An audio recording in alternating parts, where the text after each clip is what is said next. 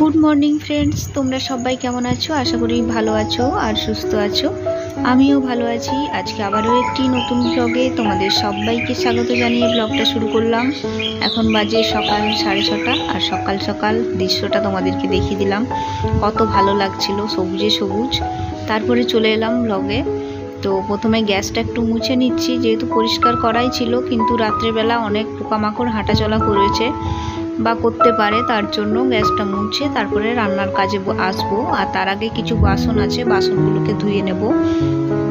আর এগুলো হচ্ছে রাত্রের বাসন, যেহেতু রাত্রেবেলায় ধোয়া হয়নি। রুটি হয়েছিল রাত্রেবেলা আর ভাতের হাঁড়িটা ছিলই। রাত্রেবেলা যেহেতু ভাতের হাঁড়ি ধুতে নেই, সেই আমাকে আবার সকালবেলায় মানে মাজা ধোয়া করতে হবে। তার জন্য সব থালা বাসন রেখে দিয়ে একবারে সকাল সকাল ধুয়ে নিই।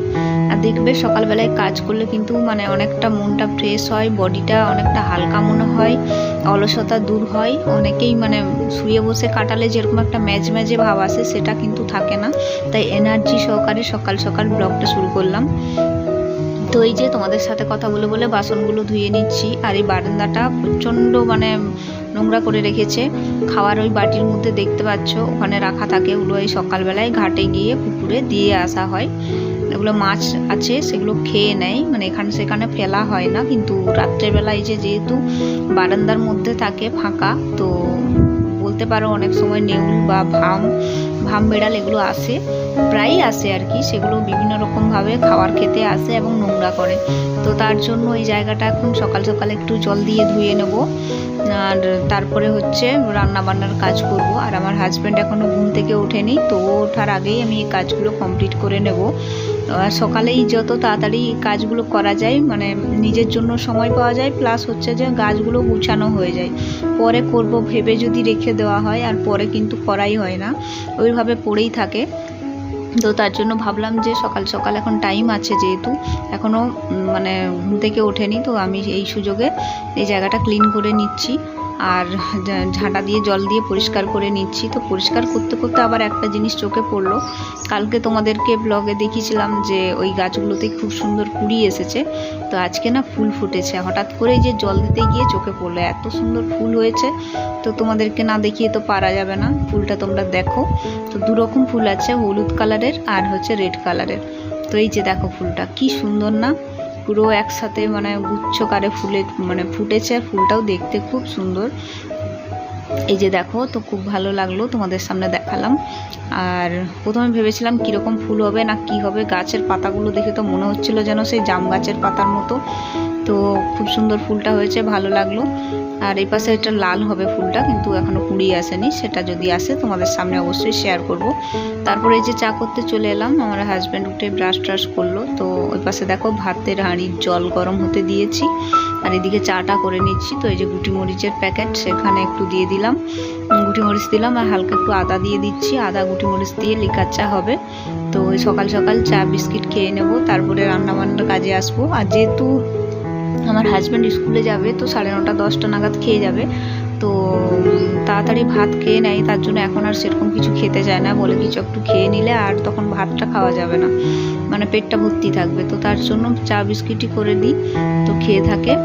তো আমি তাও বলি যে বেশিক্ষণ খিদায় থাকা উচিত না, অল্প কিছু খেতে, কিন্তু কিছুতেই খাবে না। তার সেই জন্য আমারও খুব একটা সকালবেলায় মানে খাওয়া হয় না। চা বিস্কিট খেয়ে রান্নাবান্নার কাজ করে একবারে তার সাথে অল্প একটু ভাত খেয়ে নিই।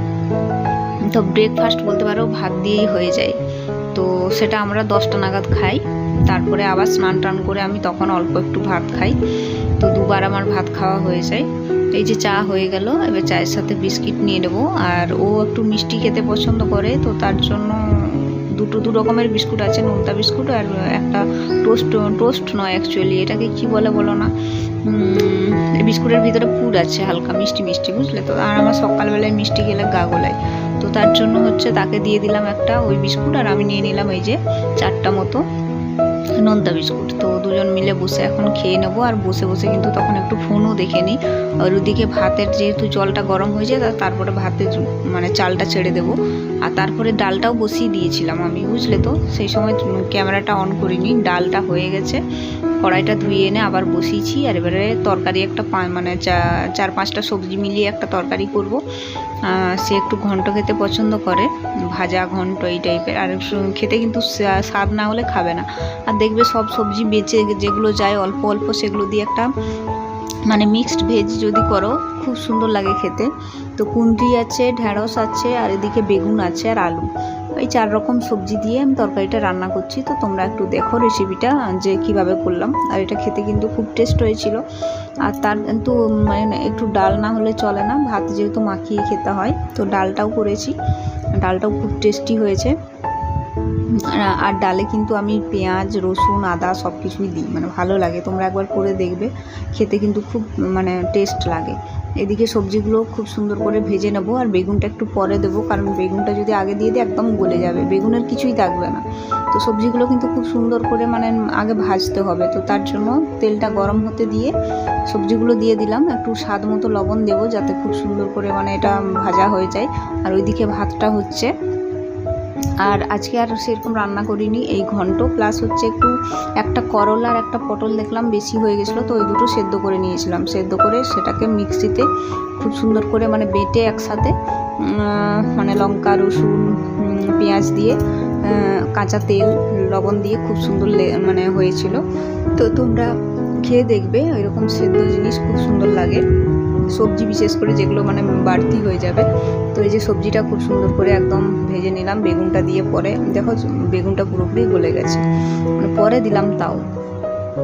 তারপরে খুব সুন্দর যখন ভাজা হয়ে যাবে, একটা সুন্দর গন্ধ বেরিয়েছে, মানে মনে হচ্ছে ভাজা হয়ে গেছে, তখন এই যে মশলাটা দিয়ে দিলাম।